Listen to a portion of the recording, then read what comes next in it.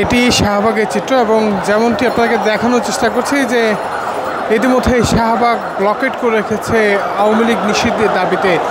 গতকাল রাত থেকে যে আলোচনা তৈরি হয়েছে যে আওয়ামী লীগকে নিষিদ্ধ করতে হবে, সেই নিষিদ্ধের দাবিতেই ইতিমধ্যেই শাহবাগের যে অংশটিতে আমরা আছি সেখানে কিন্তু আপনারা দেখছেন যে টোটাল সড়কটায়, অর্থাৎ যে এই সড়কটা রয়েছে সেই সড়কগুলো ব্লকেট ঘোষণা করে তারা ব্লকেট কর্মসূচি পালন করছেন এবং তারা যেটি বলছেন যে আওয়ামী লীগকে নিষিদ্ধ করতে হবে, সেই নিষিদ্ধের দাবিতেই তারা এখানে এসে উপস্থিত হয়েছেন। গতকাল রাতে আমরা যেটি লক্ষ্য করেছি যে প্রধান উপদেষ্টার বাসভবন যমুনা যে গেটটি রয়েছিল সেই গেটে তারা অবস্থান নেয় এবং সেই গেট থেকে কিন্তু তারা একটি বিষয় বলেছেন যে আওয়ামী লীগকে নিষিদ্ধ না করা পর্যন্ত তাদের আন্দোলন চালিয়ে যাবেন।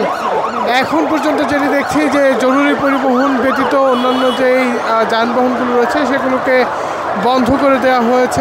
ওয়ালটন আবারও মিলিনিয়ার অফারে ওয়ালটন ফ্রিজ কিনে আপনিও হয়ে যেতে পারেন মিলিয়নিয়ার।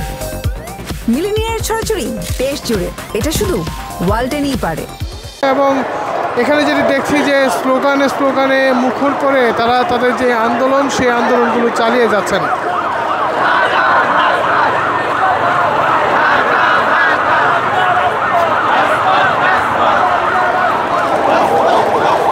সর্বশেষ যেটি আমরা জানি যে অন্তর্বর্তীকালীন সরকারের প্রধান উপদেষ্টা ডক্টর মোহাম্মদ ইউনূস তিনি তার ফেসবুক পোস্টের মাধ্যমে বা অন্তর্বর্তীকালীন সরকারের ফেসবুক পোস্টের মাধ্যমে একটি বিষয় বলেছেন যে সকলকে শান্ত থাকার জন্য আহ্বান করেছেন এবং বিভিন্ন স্থান থেকে কিন্তু মিছিল আসছে এবং মিছিলে তারা একটি বিষয় বলছেন যে আওয়ামী লীগকে নিষিদ্ধ কেন করা হচ্ছে না সেটি তারা জানতে চেষ্টা করছেন।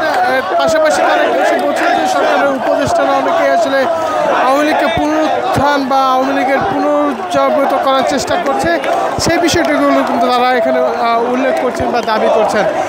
আমরা যেটি দেখছি যে গতকাল রাতের পর এখনও তারা এখানে এসে জড়ো হয়েছেন এবং একটি স্লোগান তারা বারবার দিচ্ছেন, ব্যান ব্যান আওয়ামী লীগ, এবং বলছেন যে ধর আওয়ামী লীগ ধর ধৈরা জেলে ভর, এমন স্লোগানে কিন্তু তারা গতকাল রাত থেকে মুখর করে রেখেছে যমুনা ইতিমধ্যেই শাহবাগ। আরেকটি বিষয় যে শাহবাগের পাশাপাশি একটি মঞ্চ করা হয়েছে যেটি মিন্টু রোডে করা হয়েছে, সেখানে এনসিপি নেতাকর্মীরাও ঘোষণা দিয়েছেন তারা সেখানে অবস্থান নেবেন।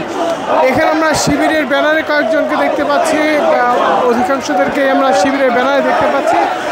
এর পাশাপাশি বিভিন্ন স্থান থেকে আসে যারা এখানে আছেন তারা বলছেন যে আওয়ামী লীগকে দ্রুত সময়ের মধ্যে নিষিদ্ধ করতে হবে এবং সেটি পেছনে তারা বলছেন যে আন্তর্জাতিক যেই রিপোর্টগুলো রয়েছে সেই রিপোর্টগুলো পর্যবেক্ষণ, পাশাপাশি এই অন্তর্বর্তীকালীন সরকারও একই বিষয় বলেছেন যে প্রত্যেকটি রাজনৈতিক দলের সঙ্গে তারা আলোচনা করছেন গতকাল থেকেই এবং সেই আলোচনার শেষে তারা সিদ্ধান্ত উপনীত হবেন যে তাদের কোন সর্বশেষ কী তথ্য থাকবে।